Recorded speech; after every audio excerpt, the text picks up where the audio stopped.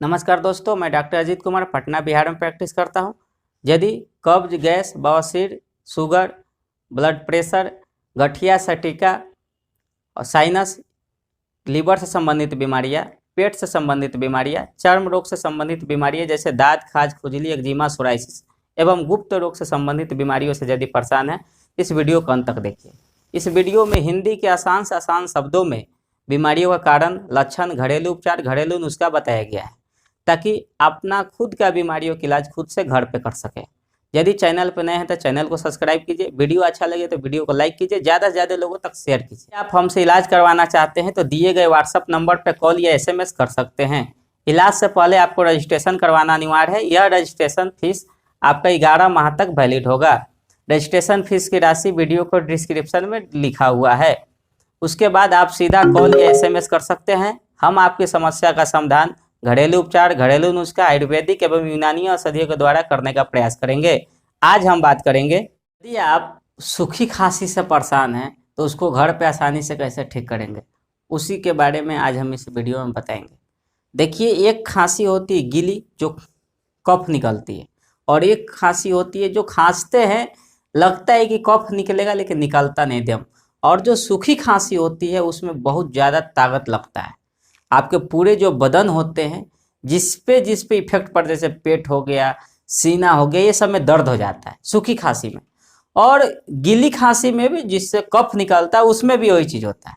इसका कारण मैं बता देता हूँ। एक बार हम ही को है या बहुत सारे लोगों को, यदि आपको सूखी खांसी पहले नहीं होता है और यदि हो भी गया है तो उसमें क्या होता है कि यदि पहले आप दवा कोई ले रहे हैं, पहले आपकी खांसी से खांस रहे तो कफ निकल रहा है, और यदि किसी तरह का अंग्रेजी दवा आपने ले लिया, कुछ ऐसे दवा है जो कि खांसी को सुखा देते हैं, और जब सुखा देंगे तो जल्दी कंट्रोल होंगे नहीं, तो जो भी कफ रहता है हमारे अंदर रह जाता है, और जिसके वजह से हमारी खांसी जो कफ है निकल नहीं पाता है, और बार बार वो कफ निकालने का प्रयास करता है और हम उसको खांसते रहते हैं। तो सूखी खांसी में बिल्कुल कफ निकलता नहीं, लेकिन पूरा खांसेंगे तब थोड़ा सा निकलता है। यदि ऐसा खांसी आपको हो गया है तो घबराने की बात नहीं है, बिल्कुल चिंता नहीं करना है आपको। आप इस नुस्खे को बनाइएगा और आपका समस्या से समाप्त हो जाएगा। और यदि इसको नहीं बना पाते तो एक वीडियो और हम देने वाले हैं, उसको आप जरूर बनाइएगा, वो बहुत आसान है, और उसको बना करके आप अपने सूखी खांसी से छुटकारा पा सकते हैं। और इसके विशेष लक्षण क्या बताना है, कारण क्या बताना है, कारण तो आप जान ही रहे जो मैं पहले बताया। लक्षण क्या बताना है, जैसे ही खांसी आ जाएगा समझ लीजिएगा कि मेरे को सूखी खांसी आ रहा है, यानी वही लक्षण है। हाँ, लेकिन ध्यान रखिएगा ये मौसमी परिवर्तन भी है। मौसम परिवर्तन होगा उसको होगा, या कोई निमोनिया का पेशेंट है, जैसे मैं हूँ, निमोनिया का पेशेंट बचपन से था, और ऐसा कहा जाता है कि निमोनिया खत्म हो जाता है 12 से 13 साल के बाद, तो ऐसा कुछ नहीं है। वो बार बार तंग करते रहता है किसी न किसी रूप में।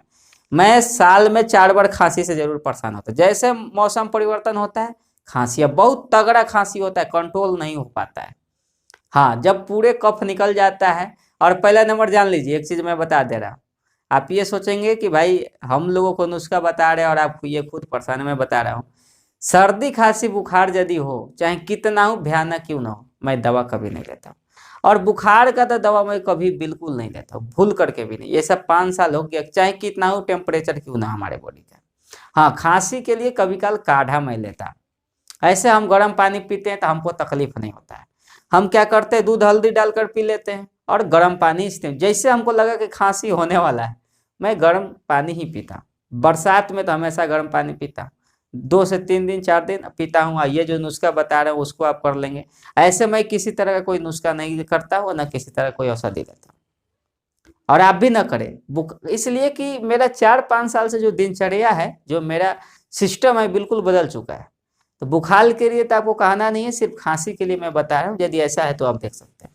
पहले तो हमने लिखा है 1.25 लीटर गर्म गुनगुना पानी, ये तो हम प्रतिदिन करते हैं, या खांसी हो अन्यथा ना हो, या किसी तरह का समस्या हो अन्यथा ना हो। यदि आप ये नुस्खा भी नहीं करते, सिर्फ उसी को करेंगे तो आपका कंट्रोल हो जाएगा।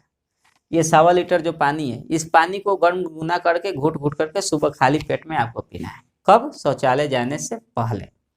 आने के बाद भी ले सकते हैं, लिया जा सकता है, लेकिन जो पेट सफाई की जो प्रक्रिया होती है वो जो पहले लेंगे तो पूर्ण रूप से साफ हो जाएगा, और किसी तरह का पेट साफ करने वाली दवा नहीं लेना पड़ेगा। ध्यान रखिएगा।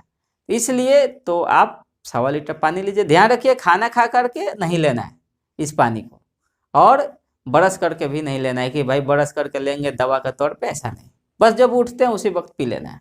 भले बहुत सारे पेशेंट ये बोलते हैं एक बार में नहीं पी पाएंगे, बहुत ज़्यादा है, तो उनको मैं बता देना चाहता हूँ कि आपकी समस्या कभी ठीक नहीं होगी, या खांसी हो या कोई भी चीज़ है।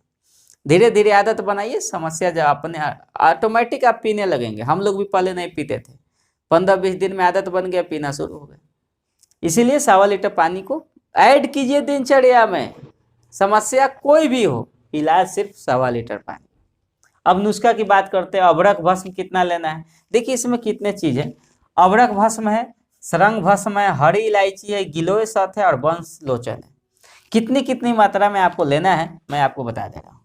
20 ग्राम मात्रा ये लेना है वंश लोचन का, गिलोय शहद 20 ग्राम लेना है, हरी इलायची 10 ग्राम छोटी वाली जी, असरंग भस्म 10 ग्राम और अभ्रक भस्म 10 ग्राम आपको लेना है।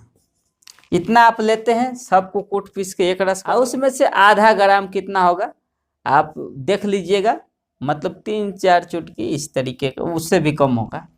आधा ग्राम की मात्रा 2 चम्मच शहद में मिलाकर चाटना है। कितनी बार? ज़्यादा समस्या है तो 3 से 4 बार चाटिए।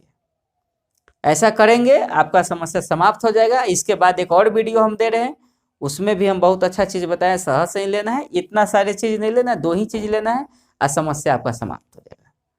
तो आप हमसे जुड़िए, रजिस्ट्रेशन करवाइए, और कोई भी ऐसा समस्या का है आपको घर पे ही मैं यहाँ से नुस्खा बताता हूँ, आयुर्वेदिक औषधि बताता हूँ। आप ऐसा करेंगे आपका समस्या समाप्त हो जाएगा। और पूरे 11 महीने तक हम आपकी सेवा करेंगे। एक बार रजिस्ट्रेशन कराएंगे पूरे 11 महीने तक। हाँ, लेकिन जिस टाइम आप रजिस्ट्रेशन कराएंगे उसी वक्त आपसे हमारी बात होगी फ़ोन से, आपकी समस्या को हम विस्तार से सुनेंगे। उसके बाद से अगली बार से आप व्हाट्सएप पे मैसेज करेंगे और हम आपको समस्या का समाधान करेंगे व्हाट्सएप के थ्रू। लेकिन किसी किसी केस में समस्या बड़ी होती है तो हम कॉल भी करते हैं। वीडियो को देखने के लिए बहुत बहुत धन्यवाद।